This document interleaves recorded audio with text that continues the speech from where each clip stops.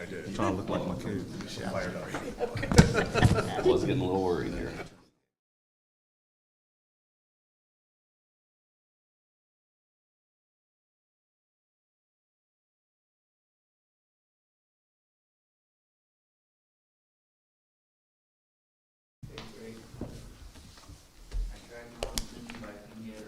Okay, keep praying. She's busy. All right, so I am going to go ahead and call our regular city council meeting of July 8th to order. Roll call, please. Zasada, Here. Larson. Here. Smith. Perkins. Here. Howell. Verbeck. Here. Walker. Here. Here. Mayor Barnes. Here. 6 present. Just so everyone knows, Alderman Powell and Alderman Smith reached out to me. They had prior engagements, so they weren't able to make it tonight, but they gave me plenty of notice ahead of time, which was great. Moving on to agenda item B, Pledge of Allegiance. Captain Hy-Vee and Captain Voluntary Action Center, would you mind leading us in the Pledge of Allegiance, please? Thank you, sir. I pledge allegiance to the flag of the United States of America and to the republic for which it stands, one nation, under God, indivisible, with liberty and justice for all. You bet, Mr. Gentry. Thanks as always for coming out. You too, sir. All right, we're going to move on to agenda item C, approval of the agenda. I would take a motion to approve the agenda as is. So moved. Second. Moved by Alderwoman Zazada, seconded by Alderman Walker. Any questions or comments? Hearing none, roll call, please. Zasada, Yes. Larson. Yes. Perkins. Yes. Verbeck. Yes. Walker. Yes. Mayor Barnes. Yes. 6 ayes.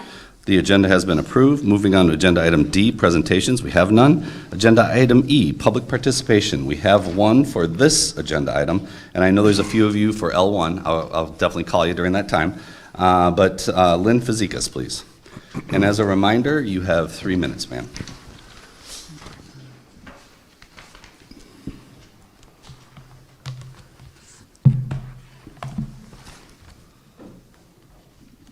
Good evening. I'm here tonight to mark a milestone anniversary. On Saturday, July 13th, DeKalb's Human Relations Commission turned 60. So that was 1964, the same year that President Johnson signed the Civil Rights Act. HRC was created that same year. The Commission's mission is to foster a community that respects and supports the diversity and dignity of all people, and to promote strong relationships between its diverse citizens, groups, and organizations. Over the years, the core mission has remained substantively the same. However, the focus, the scope, the activities have sometimes changed, actually often changed. In the beginning, for example, the Commission had 22 members and concentrated on fostering better race relations. Since then, the HRC ordinance has been amended more than 20 times to adapt to the priorities of each generation. If this council's priorities have changed, what I want to do is urge you to rewrite that ordinance to reflect those changes, as has been the DeKalb tradition for 60 years. By all means, reinvigorate the membership, if you will. Redirect the focus to orient it more toward the work of the DeKalb Belonging Council, if that's what you want. There's no clash of interests in doing any of that. But I do think it would be a great loss if, after 60 years, if council were to abandon HRC. So as council examines the role of the Human Relations Commission and determines its fate, I hope that you will consider the legacy at stake and whether your values support preserving that legacy. Thank you. Thank you. All right, moving on to appointments. Agenda item F, we have none. And then agenda item G, the consent agenda. Number 1, minutes of the regular city council meeting of June 24th, 2024. Number 2, accounts payable and payroll through July 8th, 2024 in the amount of $1,376,010.79. Number 3, investment and bank balance summary through May 2024. Number 4, year-to-date revenues and expenditures through May 2024. And number 5, Crime-Free Housing Bureau Report, June 2024. Can I have a motion to accept the consent agenda? So move. Second. Moved by Alderman Perkins, seconded by Alderman Verbeek. Any comments or questions? Hearing none. Roll call, please. Larson, Yes. Perkins, Yes. Verbic, Yes. Walker, Yes. Zasada, Yes. Mayor Barnes, Yes. 6 aye. All right, the consent agenda has been approved. Moving on to agenda item H, public hearings, we have none. Agenda item I, considerations. Number 1, consideration of a proposed FY 2025 budget calendar. Can I have a motion to bring it to the floor? So moved. Second. Moved by Alderwoman Larson, seconded by Alderman Walker. City Manager. Thank you, Mayor. This time of year, the council has an opportunity to look at a provisional calendar for the budget process, which around here we devote about 5 months to. The most substantial part of the kickoff is usually the joint meeting between the council and the Finance Advisory Committee. So I've laid out a timeline which shows the other pieces of that process leading up to and ultimately including the approval of the FY 2025 city budget and the filing of that thereafter. So you've had this for a little while to take a look at. It's got the usual high points. If there's anything you'd like to change, please let us know. But otherwise, this will be locked in, and we've already actually, tomorrow we begin 2 weeks of daily conversations with our department heads and directors, which they just love. So, I bet. yeah, look forward to it. Council, any comments or questions? Awesome. All right. Moving on to agenda item J, resolutions. Number 1, resolution 2024-074, approving a real estate purchase and sale agreement with the Northern Illinois University Foundation, NIU Center for Greek Life. Can I have a motion to bring it to the floor? So moved. Second. Moved by Alderwoman Larson, seconded by Alderman Walker. City Manager. Thank you, Mayor. I'm pleased to be a spokesperson for this particular agreement tonight. As you'll recall, it was a couple of months ago that we had a presentation here to show some renderings of the proposed NIU Greek Life Center that the foundation is very much behind and like we hoping to bring to fruition. And one of the things we're going to do after that was to create a agreement that I could bring back to you, but before that could be done, we had to create a plat. So the plat has been done. It's been copied in your background information, and the agreement is also in your background information. And I wanted to say before I go any further that the Chief of Staff for the NIU Foundation, Mike Degler, is here, as well as Gene Godlewski, who's the Chief Financial Officer for the foundation, and they're here to answer any questions you may have. But very briefly, I'll just summarize what I have in your background tonight. The plat of survey shows 2 parcels. One is the largest parcel. The largest piece of what we're talking about tonight is basically from the corner of Blackhawk and West Hillcrest and going northward past Edgebrook and Kimberly and stopping about 100 feet south of the Fanatico property. And the other parcel, a very small parcel, is that piece that goes from that point, that end point on the north side, up to the Fanatico's, I'm saying Fanatico, formerly Fanatico restaurant property. And that smaller parcel is about 4/10 of an acre in area, and the other part is a little over 2 acres. So 2.4 acres of land is before you tonight. The portion that was added since we last talked provides an opportunity for some stormwater detention. It's an area that we've been maintaining, meaning our street division has been maintaining along with the other parts of the parcel. And we have no interest in its future except to see it successfully used for the uses that the foundation is pursuing.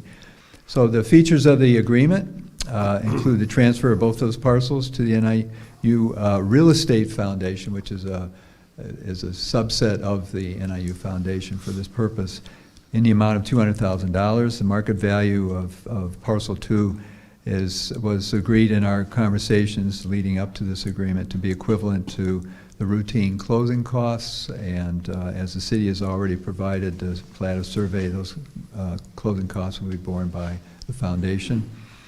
And it's expected that the buyer will commence the construction of the center no later than 4 years from the closing date. Obviously, there is a large amount of fundraising to be done, and we've talked about that at some length before. We recommend the agreement to you. It's been a long time coming. Any comments or questions, council? Yes, Alderwoman Zazada?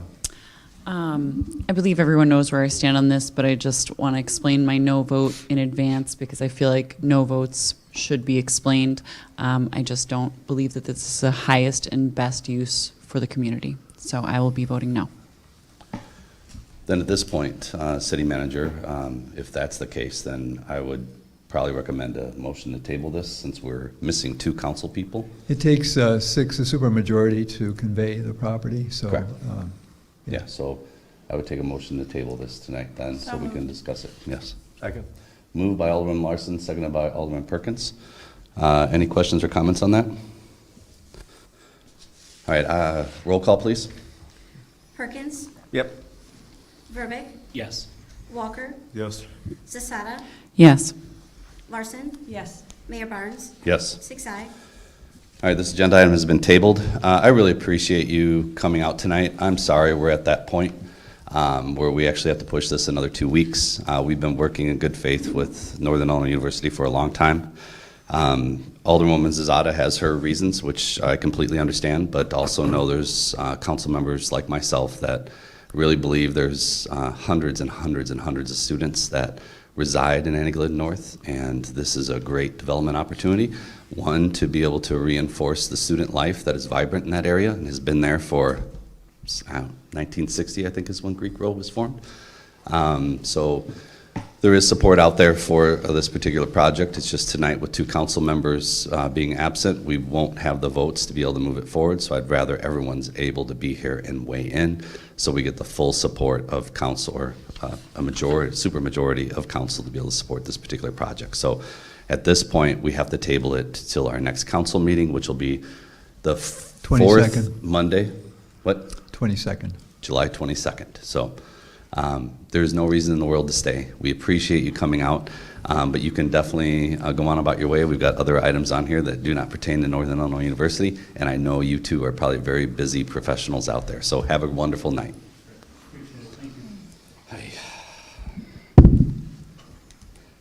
All right, so then we'll move on to Resolution 2024-075, authorizing a communications site lease agreement amendment with T-Mobile Central LLC, allowing for the extension of an existing lease for antennas and supporting equipment at the North Water Tower located at 900 West Dresser Road.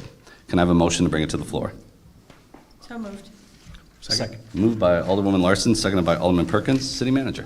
Thank you, Mayor. Some communications companies have had the privilege of, with your permission and under prior agreement, to locate antenna on the top of some of our water towers.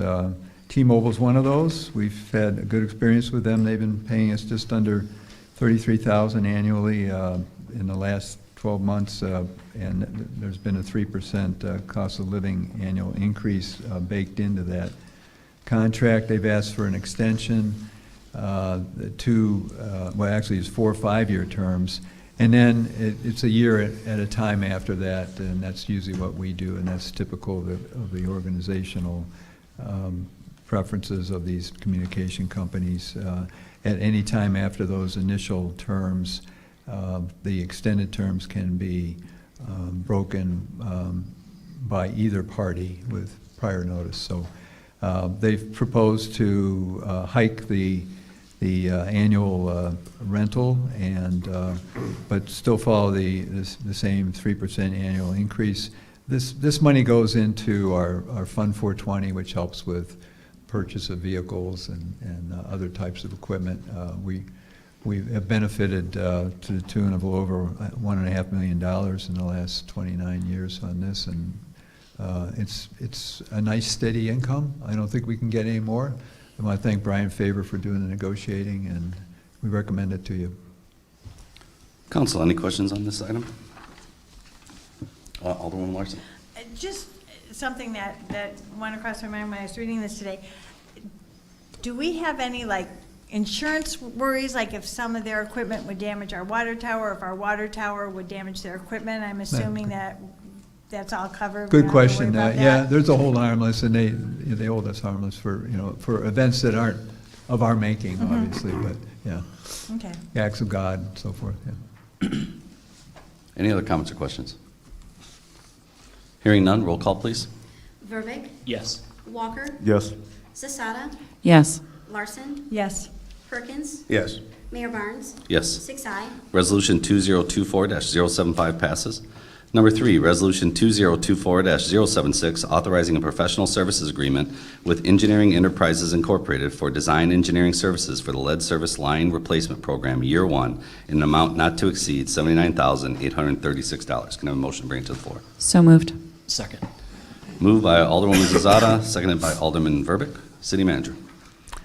Thank you, Mayor. Some extensive background here, just because I think it's a good story to tell. We're aware, like any other community in the state of Illinois and communities across the country, that there's a commitment to remove lead services from residential buildings, and happily, we don't have as many as some, and we have a little more than we'd like, but we have used other resources in the past, most specifically the ARPA funding that we got over the last 3-4 years to help with the removal. So as we stand today, and thanks to Brian Faber and his division for working on this, we have a minimum of 121 services. It could be up to a maximum of 351 as we know it now. Obviously, new houses are not being built with lead services, so we anticipate that we may find a number of unknowns. There are about 79 of those, so I think on the high side we're high. On the low side, that's where we are. So we are looking for some help from the IEPA. They have a very good program on here. They're as committed as any other agency in the country to seeing that this is accomplished at the local level. So what they are proposing is something that's really tantamount to a grant. We've asked engineering services or engineering enterprises, excuse me, to perform the engineering services that are going to be needed. We're going to have to come up with a harder budget than what we have here. We have an estimated cost of what this will be, what will be required to remove these remaining lead services. And then each house is a little different. The circumstance is a little different. We have to provide more detailed design. When we were doing it ourselves, we went out there, our staff went out there, we worked with a local plumber and so forth. Now, local people may still be involved, but that's really up to others at this point. So we need some help with that. The total offering price from the engineering side was just under $80,000. There's a lot of work here. We're going to work on that between now and next spring and get it all lined up and get going. By June, by about this time next year, a little bit earlier than this time next year, we have to be in process and we have to have an accepted plan. So time is of the essence now. We recommend your approval. Council, questions or comments?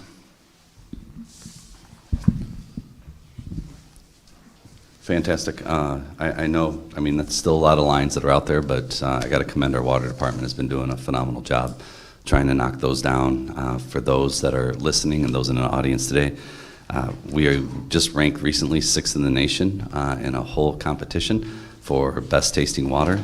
It's something, not only do we want it to taste good, not only do we want it to look good, but we want to make sure it's safe for all of our residents. And I got to give Brian Faber and his department so much kudos with really trying to have the bar really high on the water service that we deliver. So hearing no other comments or questions, roll call, please.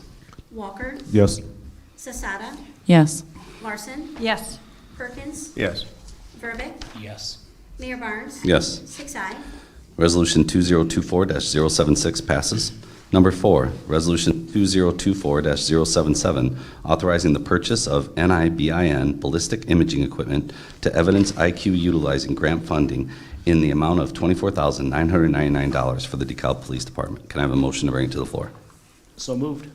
Second. Moved by Alderman Verbeck, seconded by Alderwoman Larson. City Manager. Thank you. I think the background is sufficient here, but the good thing is there's grant funding for this. This is very important. We've had to rely on other agencies to help us with this type of thing, and we are anxious to make this purchase and to help with the investigation of shooting cases, whether they're outside, inside, wherever they may be, rather than relying on others and other equipment to do that. So we recommend your approval. Council, questions or comments? Hearing none, roll call, please. Zasada. Yes. Larson. Yes. Perkins. Yes. Verbic. Yes. Walker. Yes. Mayor Barnes. Yes. 6 ayes. Resolution 2024-077 passes.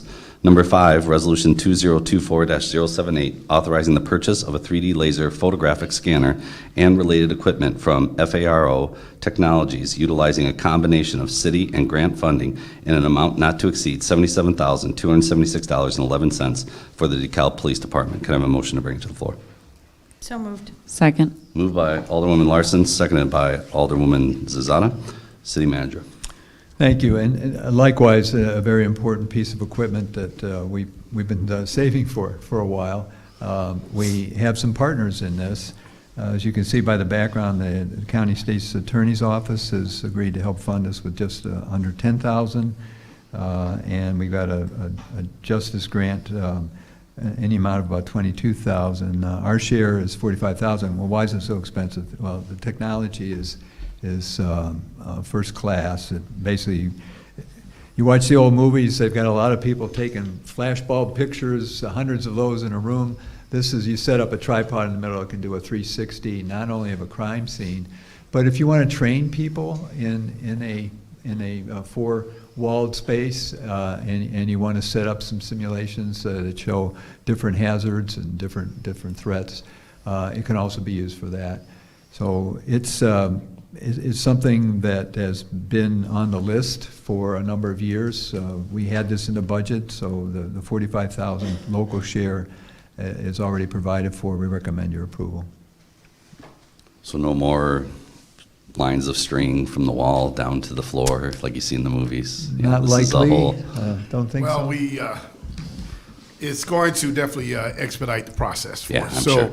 and then if you think, long-term, you're talking about overtime that has been used to process the scene. We'll be able to expedite that, the processing of the scene. Accuracy is going to improve, and I think that's where we have the buy-in from the state's attorney's office, because they want the most accurate processing of the crime scene and crashes as well, so we can use them, also use this device in motor vehicle crashes as well. So I think once we get the repetitions in on the device, get well-versed, they'll expedite things, and we did a quick visit to Will County Sheriff's Department. They actually been using this device for a pretty good amount of time. They stand on it, they support it. The Will County State's Attorney's Office loves it. So I think we're a little bit ahead of the time, at least in our area. We'll probably be the only department in DeKalb County that has it. So I can see us actually using this, not just for DeKalb, city of DeKalb, but outside of the city limits as well, to assist other agencies as well. Yeah, that's great. Any other comments or questions? Hearing none, roll call, please. Larson. Yes. Perkins. Yes. Verbic. Yes. Walker. Yes. Zasada. Yes. Mayor Barnes. Yes. 6 ayes. Resolution 2024-078 passes.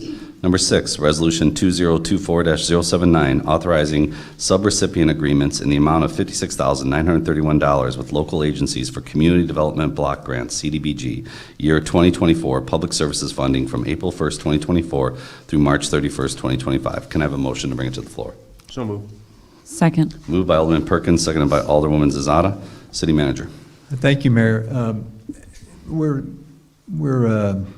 unfortunately at the mercy of processes insofar as receiving money that normally we would love to see at the beginning of our fiscal year, but our fiscal year is not the same as the federal fiscal year. So when the council, usually in January and February, takes up CDBG, Community Development Block Grant, I shouldn't speak in acronyms, proposed funding, one of the things that you see every year is an allocation for public services that would include our local social service agencies. And we put aside a lesser amount for that because we already help with our human services grants. In addition to that, we have more demand rather than for services from a particular agency, demand for rehab monies for houses and other types of services that will benefit persons of low to moderate income, families and households. So $60,000 is typically the allocation. This year, the same 5 that we funded in recent years have applied, and we based the allocation, and they applied to the tune of about just under $78,000. So how do we spread this? We tried to be very much aware of what in their application, what they said the needs were, that the volume of the need, the type of the need. With one exception, which was the CLC, all of them met or exceeded the level of need that they proposed from last year, but the CLC did not have, in the third and fourth quarters of '23, much experience, and I think that has to do with internal issues that I'm not familiar with. But so we tried to spread the money where it would do the most good, and what you see before you is what the review committee came up with. I've reviewed it. It looks fair. And for the most part, those that are presenting high need, we're getting very close to what they had asked for, and that's about the best we can do right now. Council, any questions or comments?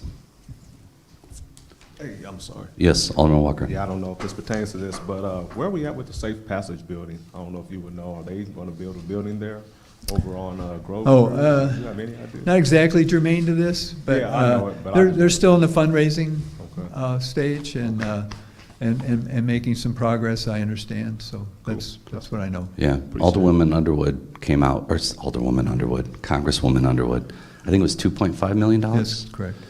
Which really helped close the gap on the amount they need to raise. Problem is, every year it gets more and more expensive, but they've done, frankly, an amazing job getting the funds. They still don't have enough, though, to break ground. So hopefully, all those listening and those in the audience, if you were looking for a charitable donation out there, Safe Passage is an incredibly well-needed service in our community, and every dollar you would throw their way would be a dollar that would be spent wisely. But they're getting there, yeah. Appreciate it. You bet. Any other comments or questions? Hearing and seeing none, roll call, please. Perkins, Yes. Verbic, Yes. Walker, Yes. Zasada, Yes. Larson, Yes. Mayor Barnes. Yes. 6 ayes. Resolution 2024-079 passes. Agenda item K, ordinances, second reading, we have none. Moving on to agenda item L, ordinances, first reading. Number 1, we have some public participation. I will just go in order here. Let me make sure I got all the L ones. Yes. Sarah Burns. And if this is your first time before council, the way our public participation works is you have 3 minutes to talk to us. And at that point, there's a timer on the screens you can watch to make sure you stay within that. Sometimes I would love to go longer than that, but there are people that abuse it, so I really try and keep everyone treated equally, and 3 minutes is the amount of time you have. So Okay. go ahead, ma'am. Thank you. I'm not quite sure if I'll use 3 minutes. Okay. It's pretty simple. We lived at 314 Fairview Drive when I was younger growing up. By the way, I'm Sarah Burns. I'm here representing my father. People find it a little difficult to understand him, so I speak for him as this is a family matter. So we lived at 314 growing up for 7 years. During that time, we took care of the lot. We did all the mowing, all the maintenance. During the sale of the lot, my dad petitioned the city through judicial purposes for ownership of the lot due to that. So we had to go through the red tape, which was advertising for a year and a half to the open public that he was trying to obtain ownership of this lot. And no one spoke up. We had no pushback whatsoever. So he got ownership. The plan initially was for him to build a little retirement home on it and live out the rest of his days there. We're DeKalb natives. You know, he's been here since he was a kid, and he loves DeKalb. With the economy the way it is, it's just too expensive at this point for him to be able to build a home. So we then put the lot up for sale a year and a half ago, just trying to unload it. We were selling it as is. It wasn't buildable or anything like that, and we had a realtor list it for an entire year. We received offers on it, but they all backed out when it was not buildable, and we never once received a single offer from any of the neighbors. So then, after speaking to Bill Nicholas and Dan down at the city, we were told it meets all of the minimum specifications for a buildable lot.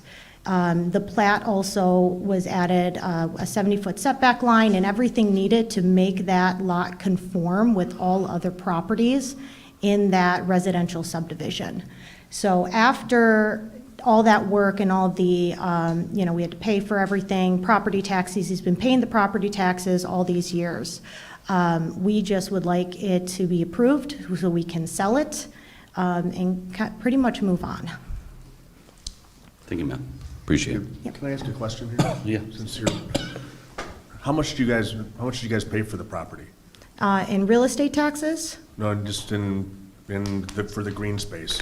what we paid for it at the time was all of the legal fees and all the court fees. We had to pay for the paper to be able to list it as part of the judicial process. You have to list it in the paper and public notice. I don't have exact figures. So you haven't paid anything for the property itself, though? You acquired Other the than through property legal taxes, which proceedings. are a yearly occurrence and we've been paying on time, and the maintenance fees to be able to maintain it. No, we did not pay anything for the particular property. So you acquired the property for legal fees, basically, for the cost of legal fees, essentially? Legal And have been fees paying the and- taxes along with it? Legal fees, property taxes, and then Okay. we had to recently put out a couple $1,000s for the plat, as well as all of my time that is taken in order to research and do this. I do not work in any city position, and I had to learn how to do it on my own. I'm a CPA, this is not what I do. And I've put in well over 40 hours of my life into just trying to get rid of this thing. Okay. Thank you, ma'am. So one more point Yeah. to clarify too then. So, Bill, thank you for the city staff for pulling all this together. Great detailed history on this. But I think one thing to point out, though, is you guys went down a path of pursuing a legal solution for this, knowing that it was intended to be a city street until it wasn't, and the subdivision behind was approved, right? The subdivision was already being built Right. when we obtained this, and we already knew that's why he was able to obtain it. It was not able to be a street anymore. And what we were told, and through our research at the time, is it does meet every minimum specification for a buildable lot. Is bigger than what the minimum specifications are by quite a lot, and is still going to be one of the bigger lots on the south side of DeKalb, even as it is. I have other public comment I got to bring up. You can always bring it back up. Okay. Okay. All right, thank you, ma'am. You grab a seat. Very good. I also have Brent McIntosh, sorry, sir. I know this. Good evening. My name is Brent McIntosh. I live at 314 Fairview Drive. Last Monday, we spoke in front of the rezoning commission, and they bring before you this resolution very divided and somewhat conflicted, as you can tell by the vote, which was 3-2. I want to share with you just 2 quick points that I shared with the zoning commission in the hopes of conflicting you as well. Number one, I believe to rezone this as buildable would violate the character and characteristics of the neighborhood. That is an argument that can exist. What you have before you is a neighborhood that stretches from South 4th Street to Heritage. This is a set of lots that are 100 wide by 200 deep. On each of these lots sit forward-facing ranch houses built in the 50s and 60s. The intended purpose, again, as what was stated, was this originally was supposed to be a road that was abandoned by engineers because they deemed that it was too close to South 4th Street, and there would be, as a result, traffic issues. Lastly, I would like to argue for the landowner's opportunity to sell his property. I think that that's fair and reasonable. But I also want to point out again and reiterate that this was not land that was purchased. This was land that was granted with a court order, and simply transactional fees were applied. To sell this property as is, non-buildable, would still garner this property owner's right to earn back his investment and still earn some profit based on what he could sell it for at today's market for being what it is, which is simply green space. I do want to also point out that this land was granted to the landowner in 2008. The landowner moved from 314 Fairview Drive in 2006. So he had not even lived adjacent to this property for 2 years. It was also always an agreement that 314 and 312 would share maintenance of the lot. I mowed half, Jim Tynes at 312 mowed half. And that agreement stayed in place.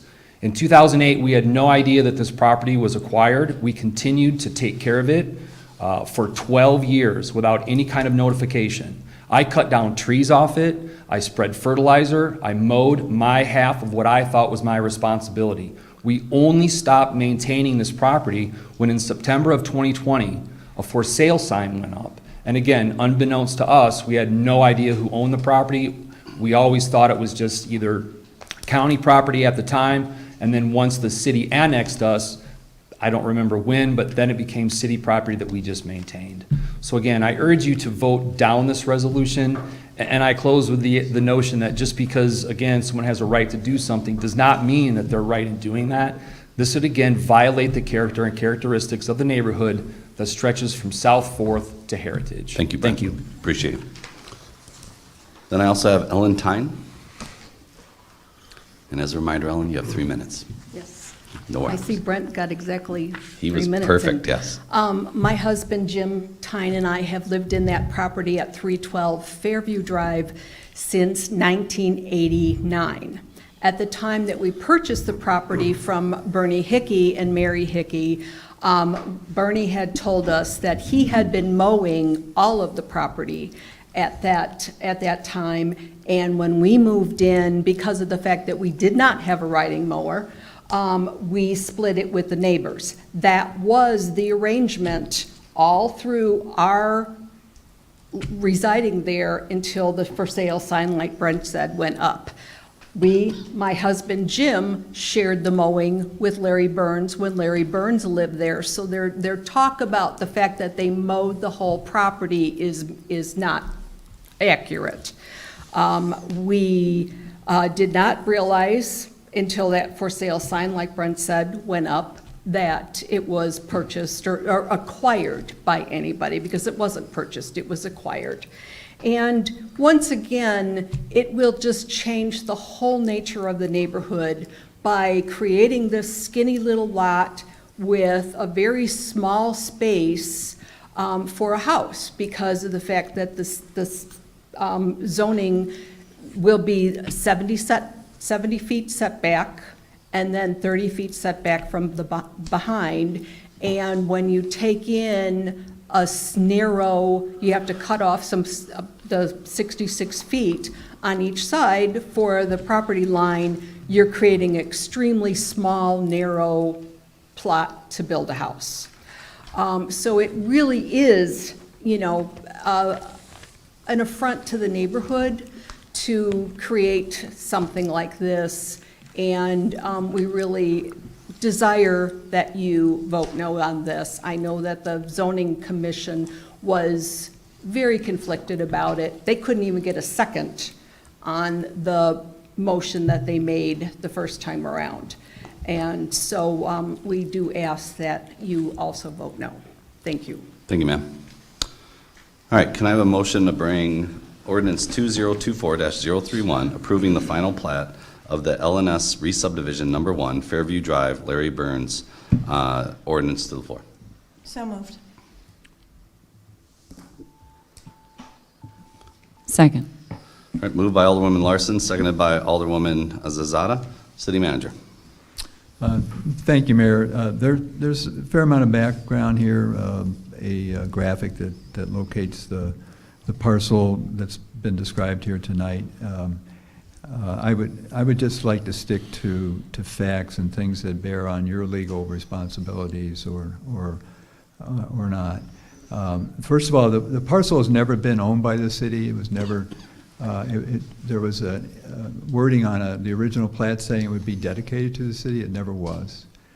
The city's never accepted a dedication of it. The current status of it is a private parcel. So this contest is basically between private parties, except that one party wants to sell, and in order to sell and be able to convey this lot, there has to be a re-subdivision, because the original intent, as we can discern it from back in 1958, was to create a right-of-way to further development to the south, which was only imagined and not built. So that development to the south has been built now. There's no room for a right-of-way there. And so in order to convey this parcel, Mr. Burns needs to see that there will be a re-subdivision. So that was what was before the Plan Commission. That's what's before you tonight. As it is, Mr. Burns could maybe convince somebody who would respond to a sign on his property to buy it, but then he'd have to let them know, or an attorney later would let them know, you can't close on this until you acquire this with the proper platting and so forth. So what's before you tonight is the legal question of will you create this subdivision plat so that they can proceed or not. To say no, and the city attorney can help me on this, there has to be a rational basis as defined in law, not whether we like it or don't like it and so forth. And in law, there are some reasons why you might not want to do this. For instance, if the size of the lot was not large enough to meet the minimum qualifications for this zoning district, you could cite that, but that's not the case. It is, 13,200 square feet in area, minimum lot size is 10,000. It's also zoned correctly, so you can't say, well, it's not zoned correctly. It's zoned commercial, industrial, whatever, multifamily, it doesn't work, we're not going to approve it. Can't hang on that. There has been no reluctance on the part of the current owner to allow for, on whatever the subsequent plat is, easements for the back of the lot and the front of the lot to allow utilities to continue through that lot if and when that is necessary. So that doesn't hang. And we've gone through this internally and talked to our city attorney about this. There is not a legal basis for the city to say no to this in terms of that rational basis. If you vote yes, then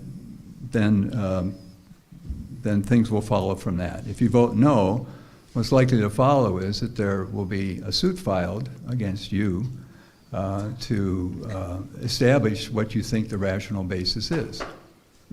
I don't recommend voting no. I appreciate the dilemma of the adjacent property owners. We've talked face to face, and we've even helped to try to facilitate some conversation between the parties.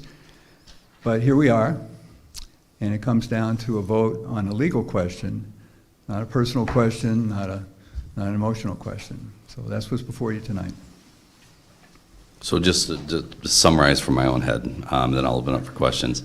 You know, there are things that we as a council can say yes or no to, just based off of the type of community we want to have.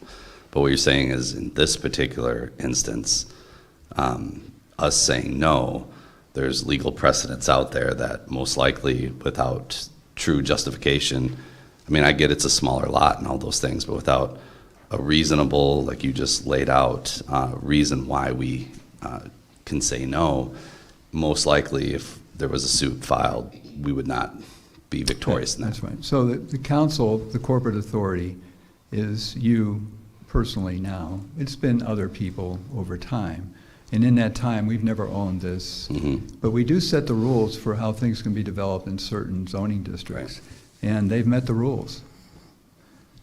So we can either vote this plat up or down, or if they bring it to, if there's an attempt to transfer it, somebody's going to have to come back and say, hey, I want to revise the plat. And so it could go and go, but whether it's now or later, we don't have a rational basis to say no. Yes, Alderman Perkins. So what mediation efforts have been taken to this point? Because as I'm looking at this, and the backup is great. If you go back and you look at the original subdivision of the property, all the lots along there were all numbered. That one was not. So even though it meets the requirement for a lot, you can see right there, next to 1, 2, and 3, and then 6, 5, 4, it wasn't intended to be a property that was to be developed. So, and then because of that, we get to the end here, and the city approved the lot, the development behind it. It's created a bag of tricks. So to me, a reasonable solution would be for the neighbors on each side and the folks who have come to possess this property to come to some type of an agreement amongst themselves and not get down to a point where we're saying, all right, we've got all of these things that are lining up this way and this one that lines up a little differently. You're absolutely reasonable in what you've said. And we've made an effort, as the city staff has met with the adjacent property owners, met also with the Burns family representatives here separately, and we have encouraged them to talk about this. Only they can speak to what, if anything, they've done about that. It's back on the market again. It had been pulled off of the market. We've talked to the realtor, not to influence the realtor one way or another, but to say that there may be some interest in talking about splitting this property. You might want to talk to the adjacent owners. So have we tried to mediate? Yes. This has been going on for a couple of months. I only learned about it a couple of months ago. Dan knew it about a little bit before. Dan Olson, our planner, knew about it a little bit more, a little earlier than that. But I don't know what else we can do. We don't want to interfere in a torturous way and to take sides here. What we did is presented you with a legal question, and it requires a legal answer. Alderwoman Larson. This strikes close to home because I had property behind the house I moved in at, and we own farm property that's very connected to a very similar division like yours. But at the end of the day, if I wanted control of that land, I bought it. And it wasn't just a small piece.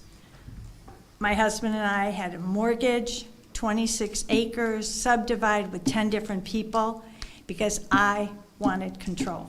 You want control? I'm sorry, buy it. It really isn't for us to decide. There's expenses against that property, because the other property that's by our farmland, we're like, why is this property bill so high? It's farmland. We allowed the neighbor to mow just like this. It was over $900 a year for him to have a picnic bench on it.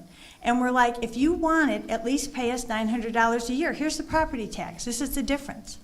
Well, all of a sudden, they didn't want to pay the $900. I get it.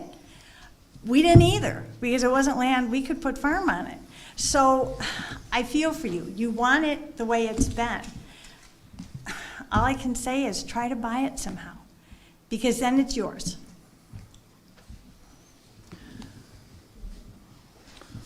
Alderwoman Zazada.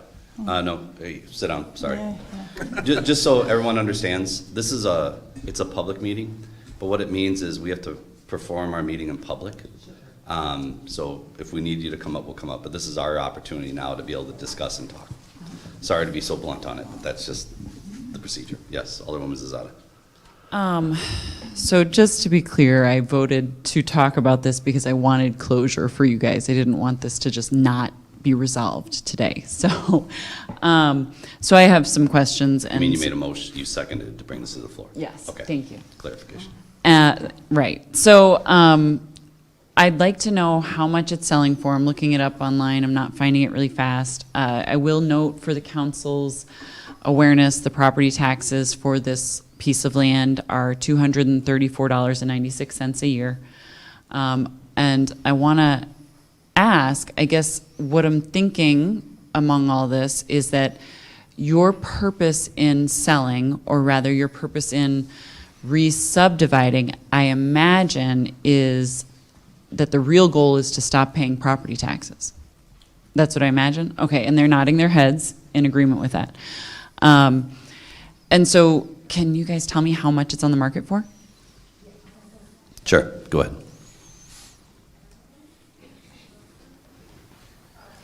So when it was originally listed as an as-is non-buildable lot, we listed it for, I believe, 16,000, which was below some of the comps. We relisted it after speaking with our realtor and looking at the comps after all the work that went into buildable. We priced it as what it would be on the market for, which is now 24, which is within comps. Again, it's open market. We might get it, we might not. But, I mean, we worked with our realtor to come up with that number, and she felt it was fair. Okay, thank you. And I mean, I guess I will, I don't know if it's right in my space, but I will say that the lots in Debonair Farms right now that are currently buildable have recently been selling for $17,500. So those ones are buildable, and from what I've learned, to make a lot buildable, it does cost like $50,000. It's not a small feat, and I'm sure the city manager can speak to that more clearly. Anyway, so I'm just trying to pull in some more facts here so we can see what we're looking at and what the real structure is. I pulled it up on, Google Maps to take a look and see how it's a really narrow sliver of land. I would think almost in that context of what a small sliver of land it is, even if you get it re-subdivided, and so to be clear, I'm a realtor also. So if you got it re-subdivided, it likely wouldn't sell anyway. So telling both the neighbors and both you guys, if that's your purpose, it's not really heading in the right direction. So, I mean, we could, if we were to approve this, then you're in a position to do that, but I still, just to reassure you neighbors, I still don't think it's going to sell, so I don't think it's going to have any impact. But it does put you in an awkward spot where you've got this piece of land in the middle of you that is, should be mowed, and then you also feel no obligation to mow it anymore because you're like, no, this really isn't ours now. So I mean, it feels like, could we divide it and, split it between you two and pay a fair price to, the owners? And I understand, how many years have you guys been paying property taxes? 10, 15, was it? 2008, so that was... Okay. Okay, so, I mean, we're at the position that ultimately, neighbors have always had an opportunity to purchase it. They'll still have the opportunity to be able to purchase this particular property. What we're talking about is whether the plat actually gets redone where it could be a buildable lot. Based off of everything you said, most likely it won't, because if Debonair Farms is going for $17,500, those are larger lots in a established subdivision. Not that this isn't an established subdivision, but a new subdivision. That's the going market rate at that point. Yeah, it would be the people on either side could actually purchase that particular lot. If they got under contract and wanted to split it, we could always work for how we're going to split it, things like that.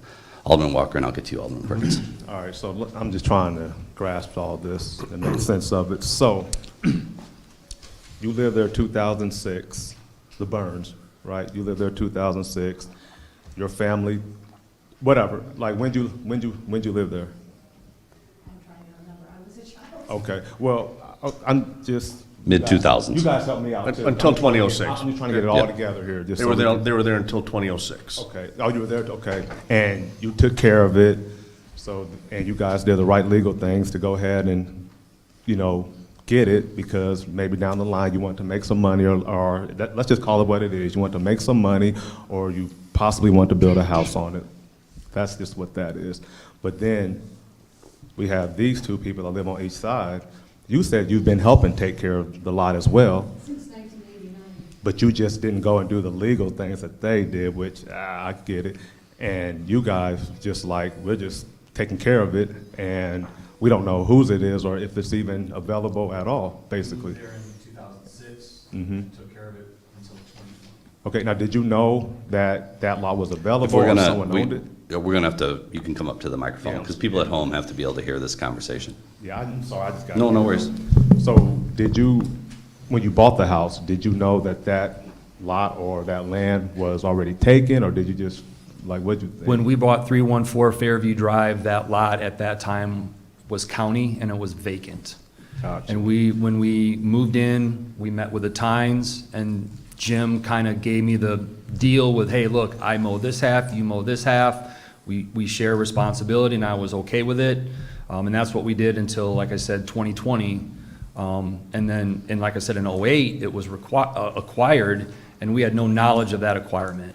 We always assumed that it was just vacant property that, out of the kindness of our hearts, we were taking care of.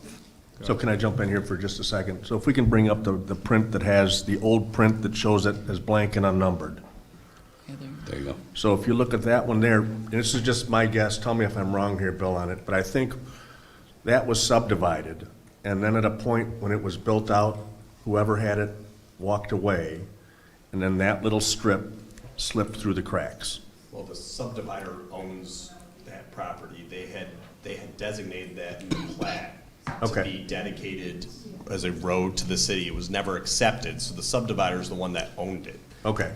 Still, there was a claim of adverse possession by the Burns family that was ruled upon and ordered by a court. Adverse possession requires 20 years of adversely being against the subdivider there, who was the owner of the property. They had to possess that property for 20 years against that subdivider's interest in owning it and maintain it. So you've heard some other testimony or comments here about other people that had claimed to possess it and maintain it for a course of more than 20 years too. They could have similarly had a claim for adverse possession if they had wanted to. But once the order came for adverse possession, that title passed from the subdivider to the Burns. So since 1956 or whenever it was that it was subdivided, was the subdivider paying the property taxes from 1956 to 2008 when these folks got I it? don't know the history of that. Is that reasonable, though? Would have been mailed to Yeah. that address, so were they derelict in that? I don't know, but they would have been responsible for it. So they would have been responsible for it, and it's Yeah. reasonable that if they were, we would have collected on it, or we would have done something Yeah, with. there may have been a tax sale. we A don't tax know. sale or Yeah. something, right? I'm just trying to fill Yeah. in some gaps here. Yeah, so the reason why it's before you though is because that original plat had designated it for a road. There weren't provisions, and the reasons why all plats come before you are, there have to be provisions for public services for that particular property, and that means water, sanitary, other types of public uses, that go into it. And so that this amended subdivision would provide for those types of public facilities to serve that property, because those weren't originally provided for, obviously, in the plat. Otherwise, and this is what, to Bill's point earlier, is it meets all of those current zoning requirements for a house there that exists now. I don't know what it would have been back in 1956 or whatever, but it does meet the current zoning requirements. Right. So the only question is really, is it can we provide the public services that are considered under the Plat Act, like water and other types of utilities that go there? And it went through that process with our people, and our people indicated that it could, right? And so that would be a reasonable basis to deny it, is to say that those services could not be provided, right? If our city engineer thought that that there was no utility line that could be extended there, or as Bill had indicated earlier, if the UDO said that it could not be buildable, but none of that is present right now. So that is the constraints that you're looking at. Just so I'm clear, to summarize, Yep. I mean, the Burnses own it. They've been paying property taxes on it for years at this point. They listed it, no one bought it. Correct. So they kept paying property taxes. They're now, because it's not sellable to the neighbors, because they listed it and no one purchased it at that point, it's not sellable to anyone. So they're stuck with, if they're, good citizens, they're gonna pay that property tax bill, but they can't do anything with that particular property. So what they're trying to do is just unload that particular property. And ultimately, in order to do that, since it didn't sell before, hopefully, if they list it as billable, that may be the trigger that they can actually unburden themselves from this particular property. Yeah. That's Now, what my I'm- concern is yeah. if we list it as billable, then we've got something that's sticking out from everything else that's there. I get it. All the rest of them are 100 feet, and they're looking at 66 feet, so you're gonna have a house that's I get it. narrow. But what we were just consulted on is chances are, if this went to litigation, we can't withhold that. Like, Oh, it's not reasonable for us to be able to do that. We would So- provide a vigorous defense I got you, of Walter. the city, but we would lose. So. Yeah, Yeah, we'd likely lose, is what I'll tell you. yeah. So Alderman what Walker. I'd like to see, Yeah. what I'd like to see is I'd like to see these guys take another crack at trying to work it out themselves. And if we have to mediate that as a city, then we get to the table and we help them work it out. Because I don't, to Carolyn's point, it's an odd duck, so, and I'm sure it hasn't sold because it's unbuildable. And it's high for something that's unbuildable. But then once it becomes buildable, then we're gonna have another issue to address, and the other issue to address is, well, all right, so what type of house are we gonna approve there? Do we want something sideways on the lot because it'll fit, I don't know all I those. totally get all I'd that. rather just try and get something worked out and not go down this path myself, and that's why I'll be a no. And So- Alderwoman Larson, yeah, definitely, I thought you summarized it greatly, that ultimately this has been sitting there for a while, and there's been opportunity for, even over the last however many years, before the current property owners that are before us, someone to be able to purchase it and have a lot and a half, essentially, yeah. Right. Alderman Walker? So basically, you're saying everything, all the i's were dotted and all the t's were crossed legally. And even though if they did build a house there, I guess you have a garage in the backyard. Yeah, I mean, we'd have to see what the building permit will be, right, and do it. But as of right now, that lot itself meets all of our UDO zoning requirements to be buildable. What it doesn't meet right now is our subdivision requirements to provide those public services to make it buildable. And that's the question before you. And that question is more limited to, is this property one that can be accommodated for the provision of those public services? And nobody's told me that it's not, right? So I guess, because me personally, I always try to go with my morals, but this is not really a moral job sometimes. I feel for the neighbors because if I bought a house anywhere there, I would be irate if somebody were to build a house or build anything between that, because it already looks, because I pass that way every day. I'm your UPS man, I don't know if you recognize me, and I like how it looks, I wish I lived on that street, That's an old feeling to it. However, like I've been told, sorry you guys, it's not a moral job, and see, these are the things that are hard because I feel your pain, because I tell you to your face, I wouldn't want nobody to live there, but at the end of the day, it is what it is, and if the I's are dotted and the T's are crossed, we have to go that way. But like Alderperson Zozada said, like she doubts anybody would even buy that as well. I mean, basically, when it comes down to it, it's a hard one, but if legally everything is ready to go, then how could we say no? Alderman Burbick? So, City Attorney, do we have to go back to when this was all annexed into the city? In other words, the definitions had to be set back then to say any home on Fairview requires a 100-foot lot.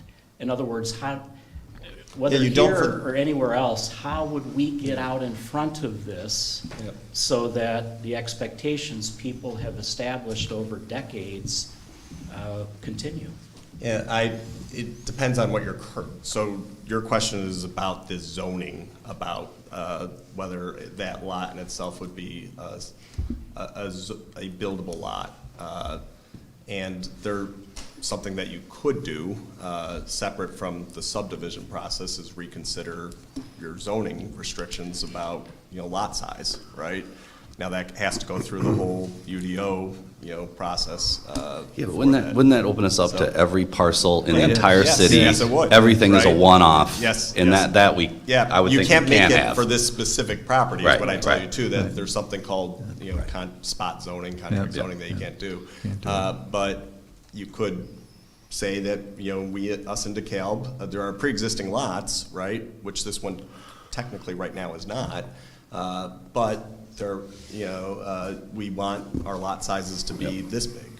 That's not the discussion, though, that you're having today. So- The discussion today is that lot, can the services, the public services that we need to make it buildable, can they be provided to that lot? And, nobody said that they can't. So I have a proposal, because I think we could be here all night going back and forth on this. Ultimately, we pass it on first reading. We wait till the next council meeting for second reading, right? That gives 2 weeks for all parties to be able to work together, figure out who's going to purchase this particular land. Hang on, city manager. And ultimately, what that can do is it allows the 2 weeks, like you're talking about, for people to be able to work together. But really, what it comes down to is for us, as the city attorney suggested, everything here is legal, everything's within their rights. We have an owner who has paid property taxes for years on this and incurred expenses, who's trying to unload a particular piece of property that they don't need. So I'm really hoping the neighbors can work out a purchase price and be able to purchase that particular property. We'd have a couple weeks in order to do that before we actually bring it to a vote. And that's how I was thinking we could move forward on this particular issue. I would open it up to that discussion. So basically, you're saying, please try to work it out so we don't have to get in the middle of it. Right, this is in many ways not our issue to resolve. This is just, everything's within the legalities there. It sucks that you could have a smaller house in there, and I wouldn't want it either, absolutely, I totally get it, but that's why it should have been purchased a long time ago, to Alderwoman Larson's standpoint. That's why certain subdivisions have covenants and homeowners associations and all that stuff.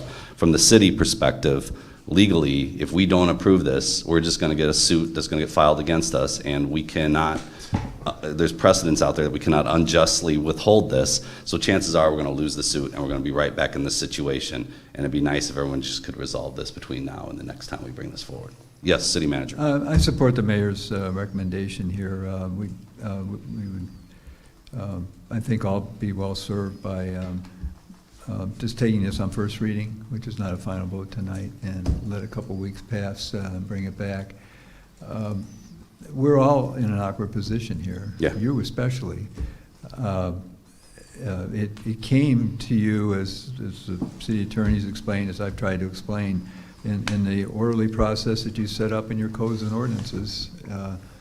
And it could have been already transacted, but for the fact that, as the city attorney explained better than I, there needs to be a plat. The Plat Act and other state provisions require that to clarify what was on the original recorded plat. So, subdivision plat. So, if there, I thought there might have been some conversation, or wasn't, after we tried to mediate before. Maybe this will prompt some discussion. Correct. And so I think for that reason, it's the right thing to do. Okay. Yes, Alderman Verbeek. Wouldn't we be better off just postpone, for now, postpone 2 weeks until the Well, next essentially- meeting, rather than ask for a vote? See, Because the- if I can jump in for a second, because I think if we approve it on first reading, then that shifts all the leverage to the seller. It's a catalyst. The leverage now has it all. Yeah. That the seller now has all the leverage. Oh, Because we've already approved it on first reading, and then we're looking at coming back and saying, hold on, we've already approved it. Now, we're really, really in a legal bind. That's why I would prefer to defer it and let them talk about it before we get in the middle of it by approving anything. So are you open then if we defer it, that we'll pass it on first and second reading the next meeting? Because otherwise, we're just dragging this thing out further. I don't want to jump too far because I don't know what the conversation is going to be. But clearly, the conversation hasn't happened for reasons. I don't know what those reasons are. We haven't been involved in that discussion. But I think now that we are involved in it, I think those reasons may be handled a little differently, if that makes sense. Who's the older person in that board? That's why I'm being a little vocal here this evening. Alderwoman Larson? Okay, I feel like we are so far in the weeds here. Yeah. We've got to get back to what we're really doing here. And it's not, and we've talked about the moral things. And sometimes the things we vote on here is like, I don't want to vote. I don't like either of them. Right. But on this, I think legally, it's really crystal clear. And it's not like you haven't been able to buy it, that they haven't been able to offer it. And so there might be something more behind that from the look on your face. But there was a it for is sale sign. But it is for sale, where, like, my property wasn't even for sale. So anyway, so I just feel like for our role here, and it's not into mediation of real estate. It's not into all of that. And so I just feel that we should at least go with the first reading. Yeah, I think this is a problem that should have been taken care of years ago. And it's being brought forward with us. Ultimately, our recommendation by council is we cannot deny this because it's just going to get overturned in courts and we're going to incur legal costs. And this is a situation that sucks for you all, I get it, but this should have been resolved a long time ago before it came to us. It should have been, but the city was complicit in creating this circumstance because that patch of land has been there since 2008. It's been in the press since 2008. We talked about it, and the city didn't do anything about it except approve the zoning for the subdevelopment behind it. So we kind of helped create this circumstance by creating an island there. So that's why I think if we can stay out of it for a little bit, for them to try and work things out, and then if they can't work it out, then I think you're right, we don't have much of a legal position. But what's the timeline then? I asked, would you approve it on first and second reading? We can give them 2 weeks to discuss it. Comes before us again, we approve this and we move on. Otherwise, we're kicking this decision down the road, and I don't want to do that for anyone's sake. Well, I would argue we've kicked the decision down the road since 2008 when this was identified. Sure. So trying to button it all up in 2 weeks or 4 weeks, I think is a little. Well, I agree with tabling it, too. What's that? If you wanted to table it, I would be in support of it. well, let's do Alderman Berg, last one, and then I'm going to call roll. Go ahead. Motion to postpone? Looking for a Second. All right, we have a motion to postpone by Alderman Verbeek and a second by Alderwoman Zazada. Roll call. Verbic, Yes. Walker, No. Zasada, Yes. Larson, No. Perkins, Yes. Mayor Barnes. No. 3 aye, 3 nay.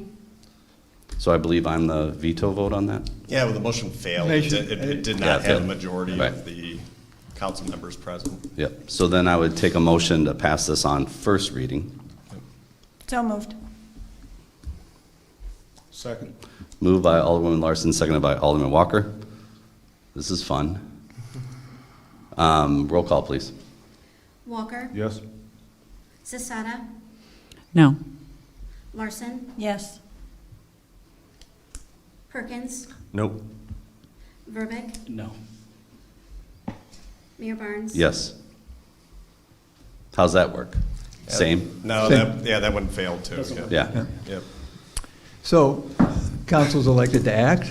You need to act on this tonight. One way or another, we are at a stalemate. Yep. Either of the two propositions from Alderman Perkins or the mayor would come to about the same thing. We buy a couple weeks. If there's good faith interest in having conversation, we'll know by then. If the answer is by these kind people here, we didn't call, or they didn't want to talk to us, or any of those things. We'll have a conversation about that. But there's plenty of time here. There's been a couple months here. It's not that this just came to the city's attention. So let's give it a couple more weeks. I think it is clear that the council could act on this, at least that's clear. And with 2 more people here, maybe it would act.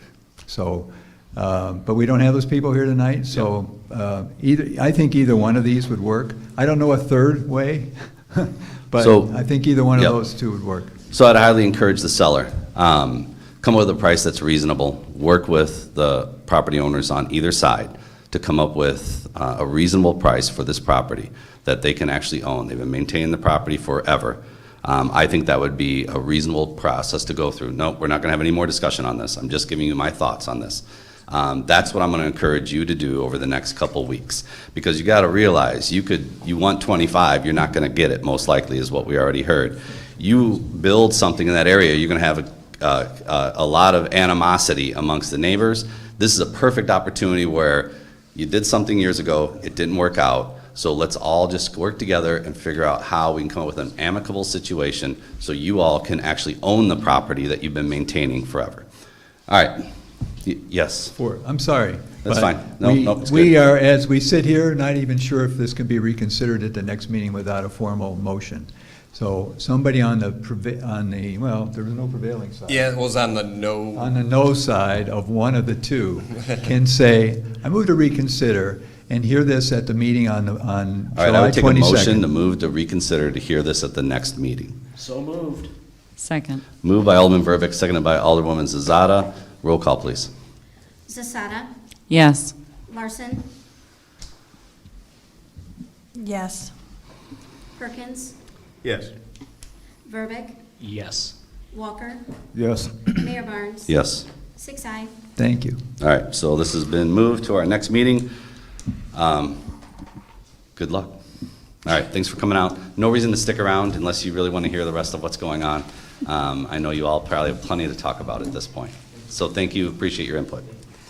All right, moving on to agenda item L2, ordinance 2024-032, amending the fiscal year-end December 31st, 2024 budget to establish a new station for construction fund, Fund 150. Can I have a motion to bring it to the floor? So moved. Second. Moved by Alderman Verbeck, seconded by Alderman Walker. City Manager. Thank you, Mayor. Very quickly, I've given you a detailed budget, which you may or may not be concerned about, but we need to have something like this so that we can start paying some bills which are coming in. There's been good progress in the last 3 weeks on the new fire station site, and this is something that's needed, and we recommend your approval. Council, questions or comments? Dotting i's, crossing t's. Hearing none, roll call, please. Larson, Yes. Perkins, Yes. Verbeck, Yes. Walker, Yes. Zasada, Yes. Mayor Barnes. Yes. 6 aye. Ordinance 2024-032 passes. On first reading, I would take a motion to waive second reading. So moved. Second. Moved by Alderwoman Larson, seconded by Alderman Perkins. Any questions or comments on waiving second reading? Hearing none, roll call, please. Perkins, Yes. Verbeck, Yes. Walker, Yes. Zasada, Yes. Larson, Yes. Mayor Barnes. Yes. 6 aye. Second reading has been waived for ordinance 2024-032. Number 3, ordinance 2024-033 prohibiting, I feel like I said that twice, but ordinance 2024-033 prohibiting the use of groundwater as a potable water supply by the installation or use of potable water supply wells or by any other method at 1334 East Lincoln Highway. Can I have a motion to bring it to the floor? So moved. Second. Moved by Alderman Perkins, seconded by Alderwoman Zazada. City Manager. So there's a fair amount of background here, and if you didn't have a chance to look at report number 4 from Fairgram, I think that lays out a lot of the technical background here. It was a long time ago that the Cleaners, which is known as Greenacre Cleaners, no longer owned by the Greenacre family, but was started and prospered at 1334 East Lincoln Highway.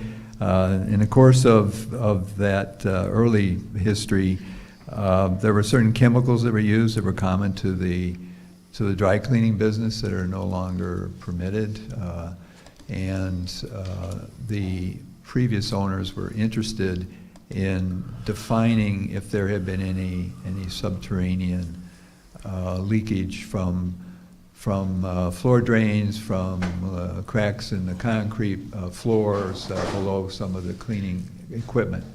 And so if you look in that report that's in your background, you see a lot of ports were created to test the area below the ground to see if groundwater was contaminated. And a period of time has passed, some decades have passed.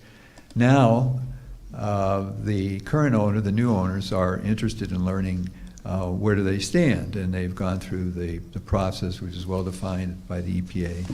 And in order to get not necessarily a conclusion that there never has been any contamination, but to get a conclusion that there is no further migration of any contamination beyond the four walls of the lot. They are seeking what's called an NFR, is the acronym, so no further action is needed. And we've gone through this with gas stations, with other properties. It's not our final call, but we have a role in this, and ultimately it's the EPA's call. But without our sign off, because we're the water authority for the city of DeKalb, and we are involved in providing potable water, they couldn't proceed. Why is that important? Well, say somebody in one of, either on this particular parcel or adjacent parcels, wanted to drill a private well for irrigation. That would open up the possibility that groundwater would be contaminated, or that there would be a spread and further migration. So what this does is say anything that's identified, adjacent properties and the core property, would be prohibited from drilling a private well. There's no interest or intention on the part of the current owner of Green Acres in drilling a private well or in the adjacent property owner's interest. They have all been notified through letters that follow the standards that are set by the EPA. So they've come to us now for the city action that's needed to say you can't drill private wells in the city of DeKalb on that site. Council, questions or comments on this? Yes, Alderman Perkins. So again, excellent backup on this. I went Thank through Brian it Favor for that. and dug into it. Outstanding. Dry cleaning isn't dry, Yeah. you know. No doubt. But looking at it, you know, it's interesting that essentially there's a lot of interesting elements to this, because it's a business that's been there since, what, the 50s per the backup that you sent out. And the question of what happens to what we put in the ground 50 years ago. What do we do when we discover that dry cleaning is not dry, and it's not good for you? So essentially, we're relying on guidance from the state of Illinois and the EPA on what our action should be in this, correct? Is that a safe way of characterizing it? We know what they could be, following the rules, and so it comes to you for this particular action. Okay. I'll say one other thing. So that's, this has to do with dry cleaning chemicals. More frequently, we've had to consider NFAs for older industrial sites where there's been fuel oil used for the industrial processes, for the fueling the machinery and so forth, as was commonly the case in the 20s and 30s and 40s. And why was there could have been leakage from inside, but more often than not, the most common source was something that seemed innocuous at the time. Fuel oil trucks would come up, and they would take their hoses and attach them to piping that went inside the building, and then they would force under pressure that oil from the tank inside the building. And always what happened, whenever they would release, they would stop pumping, but there would be a little bit of residual pressure, and they would pull that end off and splash. Ha, ha, ha, look, you got some on your... And when that happens over several decades, you've actually got ground penetration. It can be significant. We've had to deal with that. That's just another example. So we have an industrial past. The happy thing is that we have the EPA now, which can monitor these things, but there are still some properties that there may be others over time. But this one, the site is clean. Clean. Yes. Well, what it is controlled, and we're not going to be able to drill wells on it. Yep. Actually, I don't know if it's as far as it's clean, it's been identified and the proper authorities have been notified, so they're monitoring it. Correct. Yeah. But my understanding was they're monitoring it, but there is nothing that they have discovered at this point. There is no migration Correct. of what was discovered originally. Yes. After many years, so they're assuming it's not going to happen. So let's not disturb that subsoil in such a way that it'll. Yeah. Good clarification, yes. But our groundwater is not in jeopardy over what we're Key doing point. right now. Yes. Key point. Yep. All right, any other comments, questions, or comments? Hearing none, roll call, please. Verbic, Yes. Walker, Yes. Sestata, Yes. Larson, Yes. Perkins, Yes. Mayor Barnes. Yes. 6 aye. Ordinance 2024-033 passes on first reading. I would take a motion to waive second reading. So moved. Second? Moved by Alderwoman Zazada, seconded by Alderman Perkins. Any questions or comments on waiving second reading? Hearing none, roll call, please. Walker, Yes. Sestata, Yes. Larson, Yes. Perkins, Yes. Verbic, Yes. Mayor Barnes. Yes. 6 aye. Second reading has been waived for ordinance 2024-033. Moving on to agenda item M, reports and communications, council member reports. Alderwoman Zazada. No report. Alderman Walker.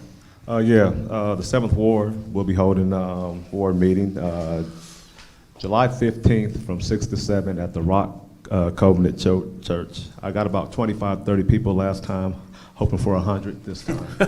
And secondly, I as well would definitely like to hear a little bit more about the Human Relations Commissions and where we're at with all that, because I'm getting a lot of grief, 9 to 5 every day when I'm working about it, so.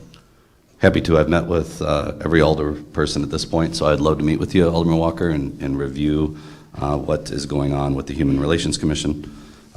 So far, it seems like a solid idea. Much of what Lynn Fazekas had commented on is the path we're taking right now. Alderman Verbeek.